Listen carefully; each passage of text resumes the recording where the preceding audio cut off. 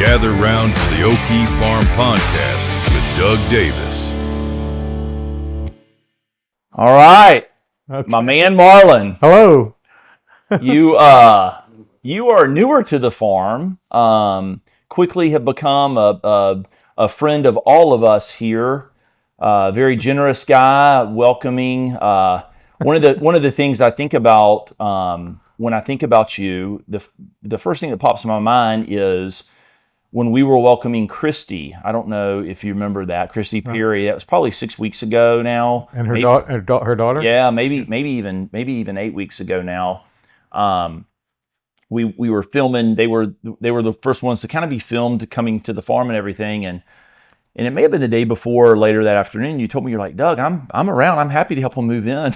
And I remember thinking to myself, gosh, what a sweet, generous guy that, here to film the documentary we'll talk a little bit more about, but was willing to lend a hand too. So I just appreciate you and your heart. And there's a couple other things that I'm hoping to get into, but in the spirit of what we typically do, I mean, this is kind of just a set a course and see where things go. I mean, obviously, you just asked me before we got started, like, what are we going to talk about? Well, the answer is, I don't know. We're going to find out. So maybe before I launch into too many questions, maybe just for everyone's benefit, a little bit about who you are, where you're from, and how you got out here to the farm as part of the team. Okay. Not the farm team, but a team who's documenting what it is that we're doing out here.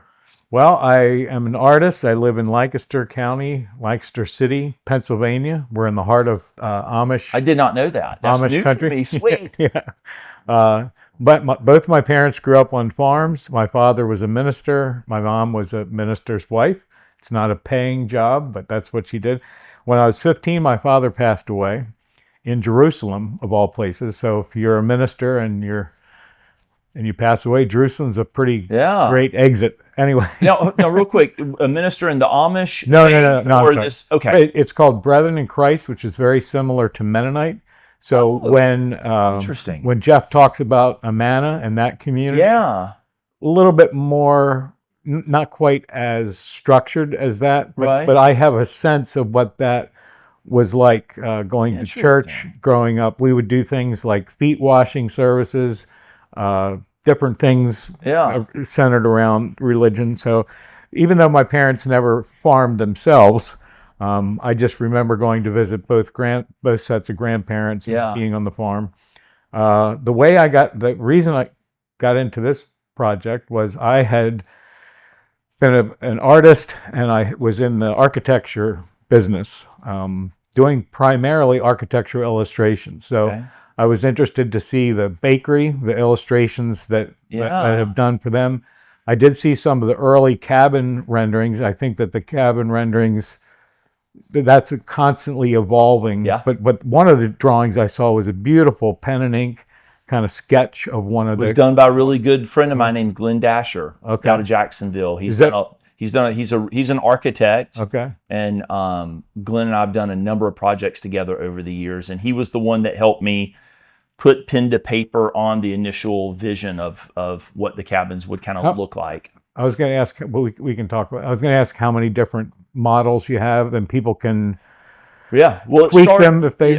I mean, it started off with really just that first one, and then from that first one, which interestingly enough is Jeff's cabin, the Brahma. That was the look and the feel, and then we needed one a little bit smaller, so we designed the mule. But all of them were based on the initial first one, and then we designed a larger one, which would take on a brand new complexion. It's a departure. It has a much more modern feel to it, and that's the Piney Woods, which is a very popular model of ours. All named after livestock. Right? Absolutely, all our heritage breeds, of course. So that was kind of the origin story behind the look of the cabins. So I think it's really interesting having an architecture background. I did that for 20 years. A little over 20 years. I met Andrea. We started to date. I had known her kind of in the peripheries of Lancaster world. And for some reason, she was traveling all the time, Africa, India. And for some reason, I got it in my head that she was like Julie from The Love Boat or whatever her name is. I thought she worked on a cruise. Don't ask me why. So we met and kind of got to know each other, and the relationship was starting out. And I'll never forget, this might be too much information, but it was a Monday night, Monday afternoon, and I'm at the office, been with the same firm for probably 15 years.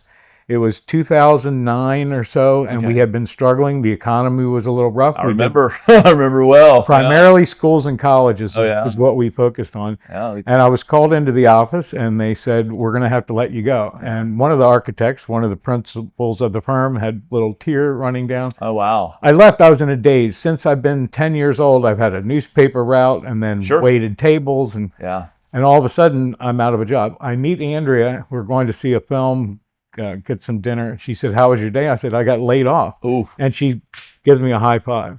And she goes, you are starting to get burnt out of that anyway. I might have a project that you could be a part of.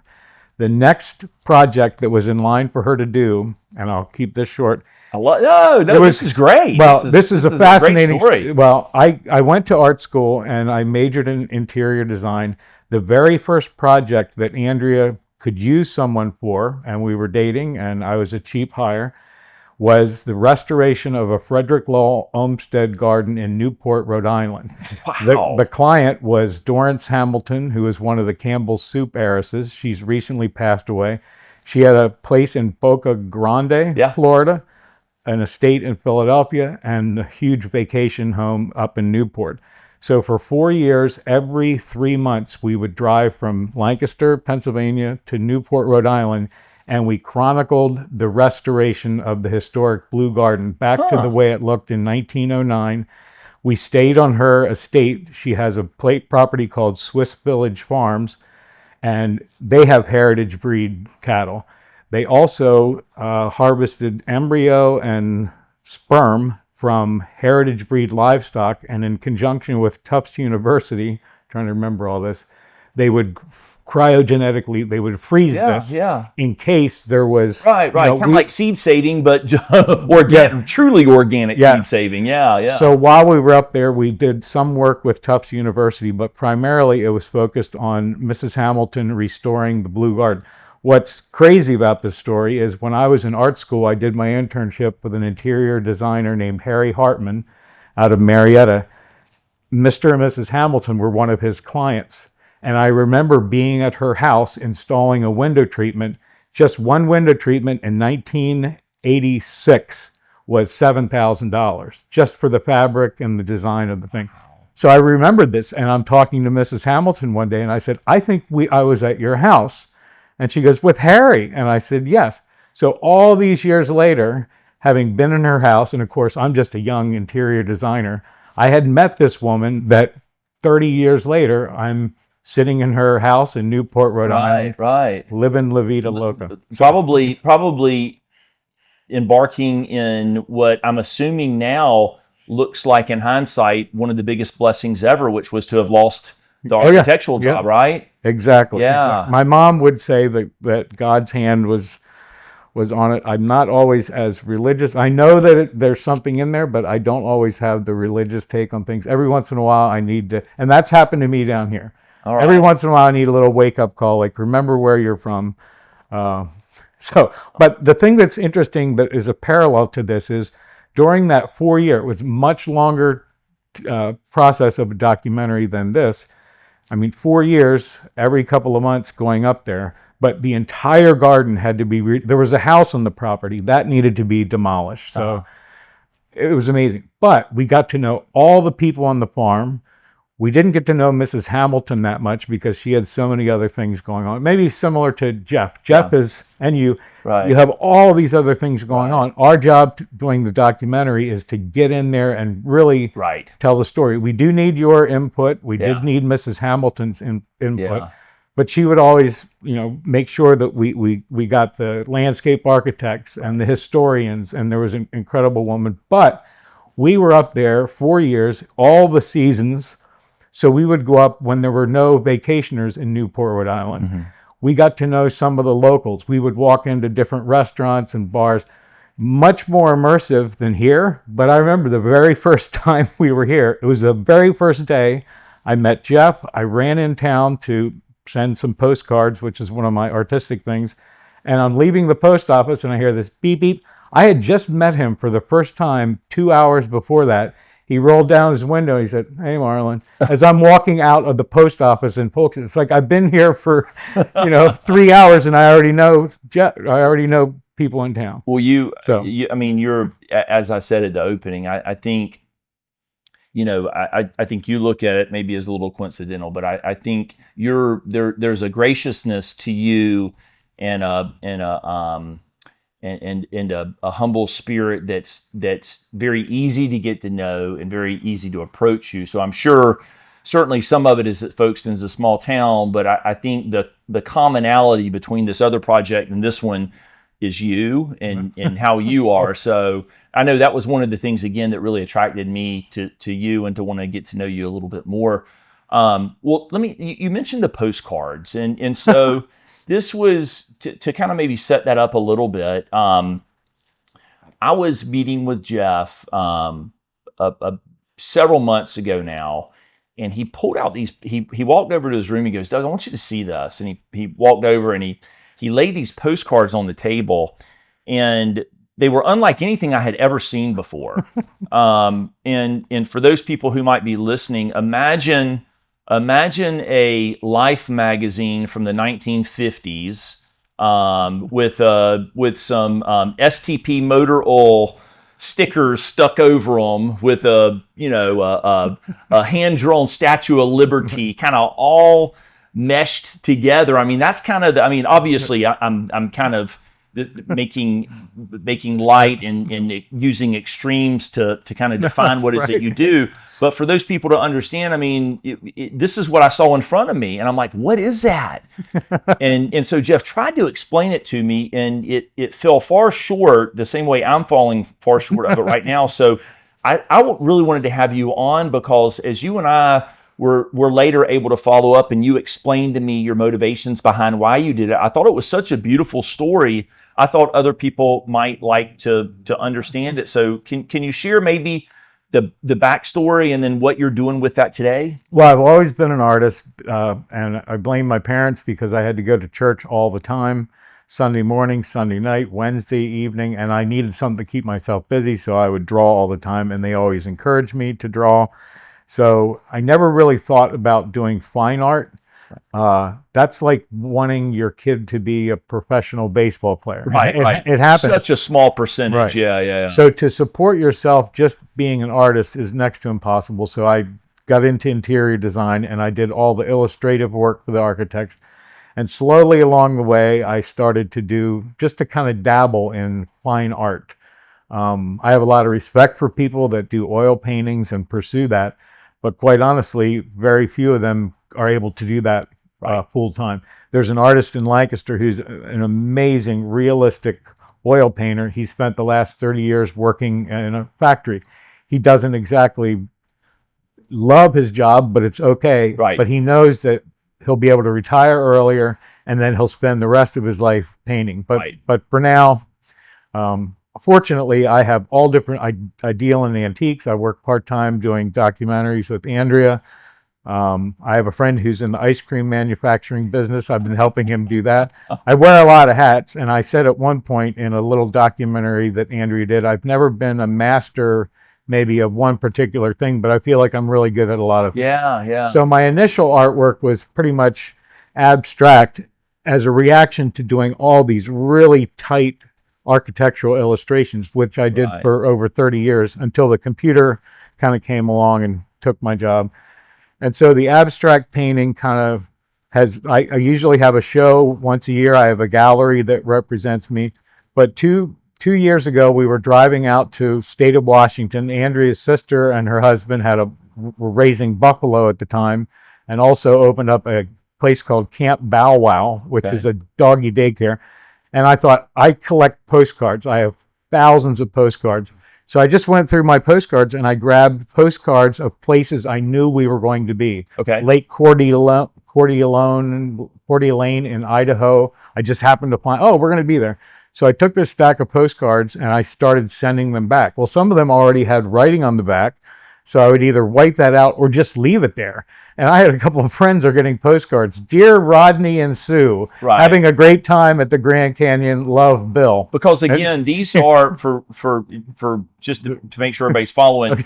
You spent a lifetime collecting postcards and had a huge room full of postcards from all over the world, and ephemera. But not necessarily postcards that you purchased yourself when you were visiting Washington State. These were postcards that you somehow became in possession of, correct? Yes. And so then I started embellishing them, and that's where the STP and there's little references maybe to Andy Warhol. But so once I started doing it, I can't stop. And the thing that's so great is they're very small. I can sit down. I've worked on paintings that have taken me months, big, huge abstract paintings. These are very small. They're easy to do.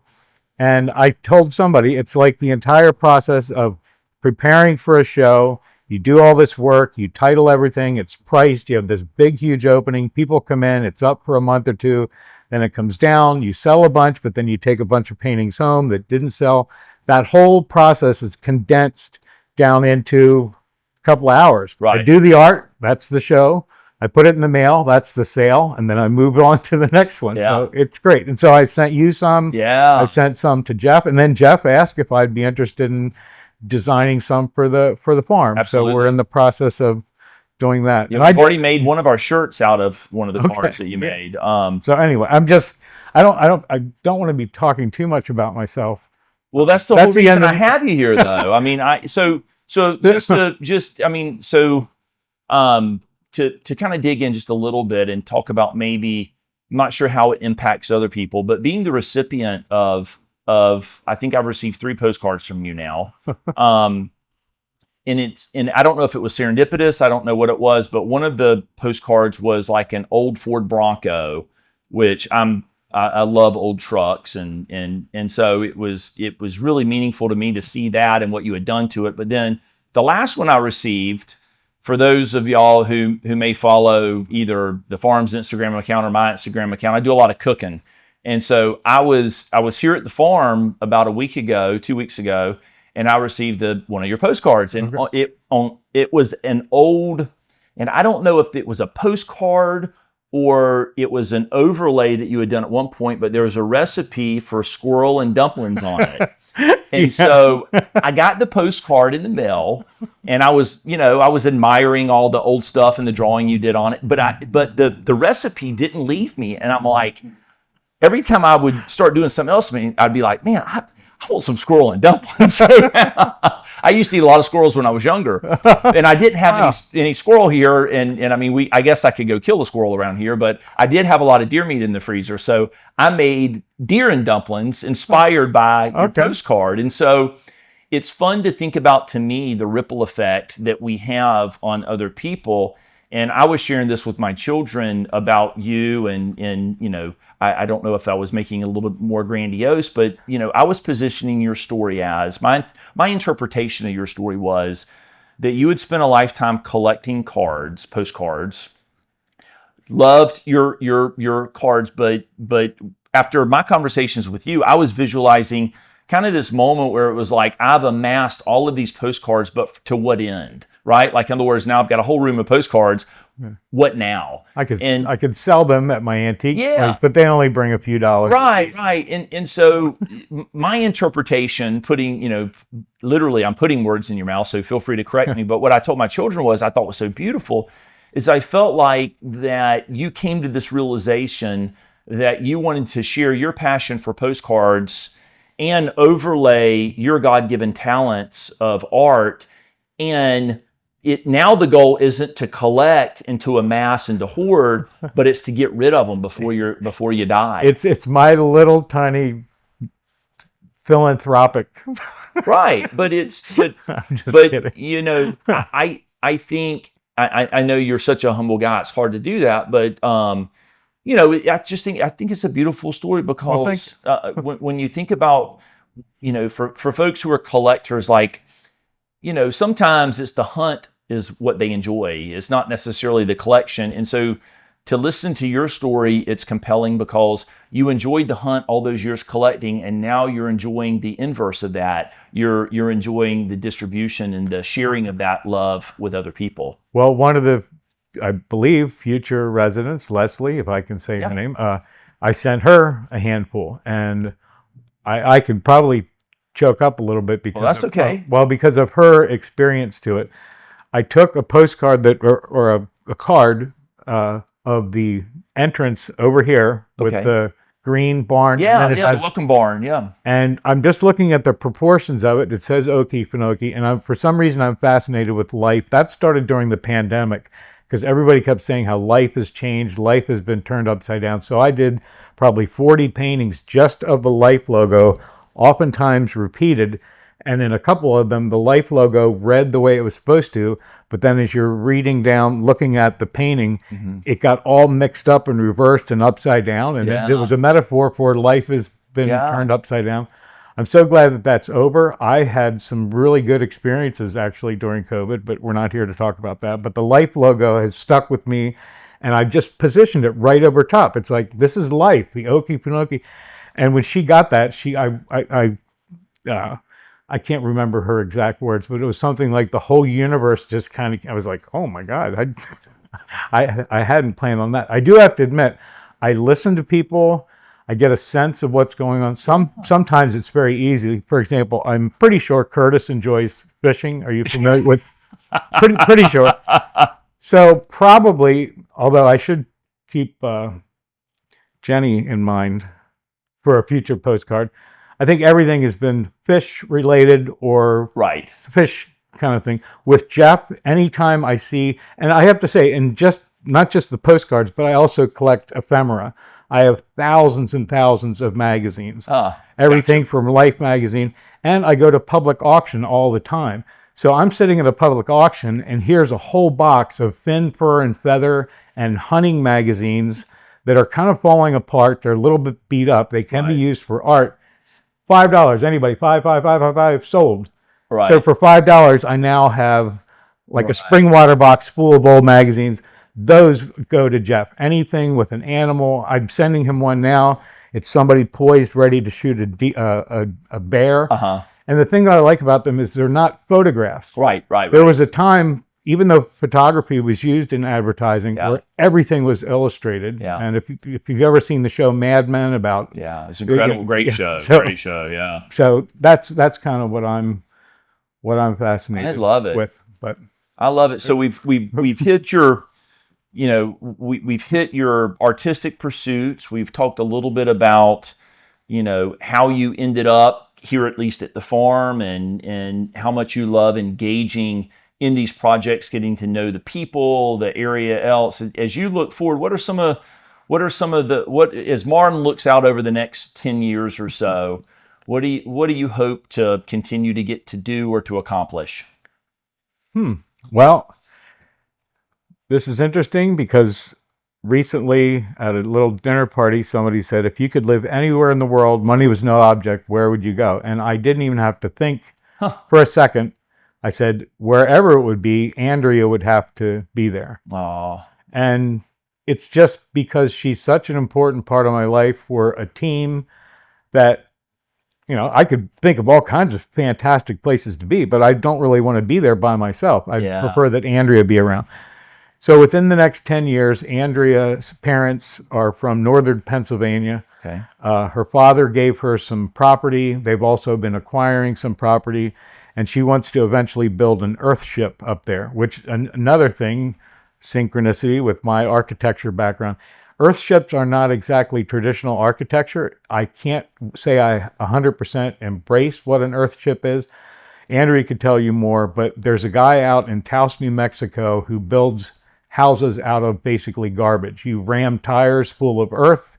You use glass bottles for walls so the light comes in. There's solar. People grow fish and koi. You can grow plants in. They work really great in the Taos, New Mexico, that kind of area.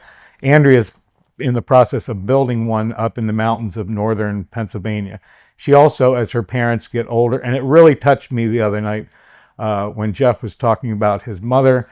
As we get older and our parents get older, Andrea just wants to be around for her parents. They separated when she was in high school, but they're dear friends. They live about a mile apart. They're both in their 80s. Andrea's dad still heats his house with a wood stove in the basement. Wow. And he still runs a chainsaw and cuts all his own wood. And Andrea is thinking a little bit ahead to the time when he's not going to want to climb down those basement stairs and throw a humongous log in that wood. So she's in the process. So her plan is to back out of the filmmaking. She's done enough. She always, she's kind of been there and done that. Sure, I bet. You name it, she's done it. She's 10, 15 years of knowing her, and she's still coming up with, we just found out recently about something about Jeffrey. I hope I'm allowed to say, you can edit this out. His grandfather was the founder of Amana Appliances. Yeah. So, and then it makes sense, Amana, Iowa. Amana, Iowa, exactly, yeah. So anyway, as her parents age, I think she just wants to spend a lot more time up there, and she's kind of getting out of the documentary film business. And I think what will happen is she owns some property in Lancaster. She's probably going to spend maybe 80% of her time up north in the coming years, and I'll kind of be the caretaker of the Lancaster properties, and we'll kind of. All right. But as long as I can paint. But this whole farm thing has been just. I can't say enough, and I can never explain it. The farm. I know. You try to explain it, you have to be here. You have to see it. You have to see it. And absolutely. We Curtis and I have spent time pontificating on trying to explain the farm to people, and there's there's not really a way to do it without having at least seen it first. But we can't end. I've got to go back to this. Did you say Earth ship? Is that what you called it? Yeah, that's what it's called. I have never heard anything about this, and we don't have to go deep into it. But I just, for my own curiosity, is this an art installation, or is this an actual structure that y'all would live in? It's a combination. It's mostly a structure that you'd live in. Okay. But during the process of building it, you can do whatever you want. But because he's primarily looking to how can we recycle trash. And so the first big thing was that the foundation, and it's usually built into the earth, is the tires rammed full of earth. And then he realized, I can use aluminum cans. He even went, I can't think of the guys, but there's a fantastic documentary called Trash Warrior, I think it is. And Andrea drove out to Taos, spent what I consider to be a pretty big chunk of change on having to work every day for a month building one of these so she could learn how to do it.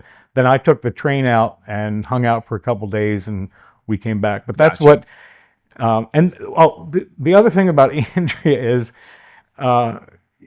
she just seems to attract interesting projects to her. And right now, almost all of our projects have to do with the natural world. We're outside. One of her clients is the Nature Conservancy. So when this came about, and it's through Elian, they've been friends forever. Right. They did work with Jeff years ago, something called Tree Stories. Andrea said that they have footage from Amana, Iowa when they were out there. So her and Elian have a much longer relationship than I do with Jeff. But I just, you can't, there's just no way to explain what it's like to be here, and everyone who is here is like-minded, and it's a community. I think at one point over dinner, it's like, is this a commune? No, definitely not a commune. But it's funny, we do get that question a lot. Well, just to kind of tie everything back together, I know, a couple of different times we've talked about the documentary and stuff. For those people who may not be following the farm closely, you guys are putting together a documentary about kind of life here at the farm.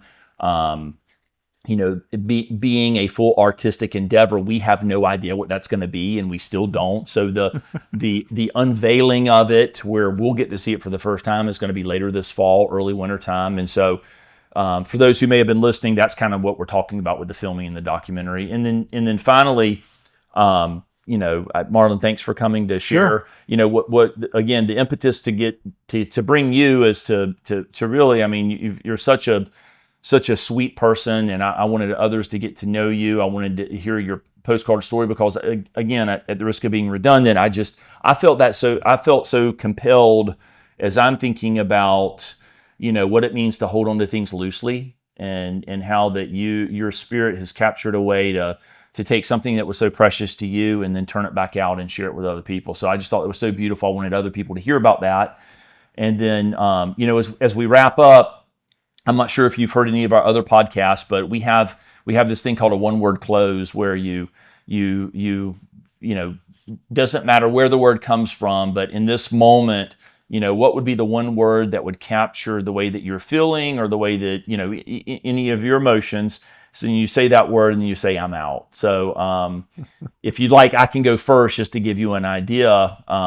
Okay. You want me to go first? There's a lot of words I could use. Just to the hard part is it's supposed to be one word. I know it's always difficult. I'll go first. Okay. And I'll say humanitarian, and I'm out. Okay. This is the last one that popped through my head. It's just sacred, and I'm out. Thank you, brother. Appreciate it. My pleasure. Awesome. Okay. Thank you.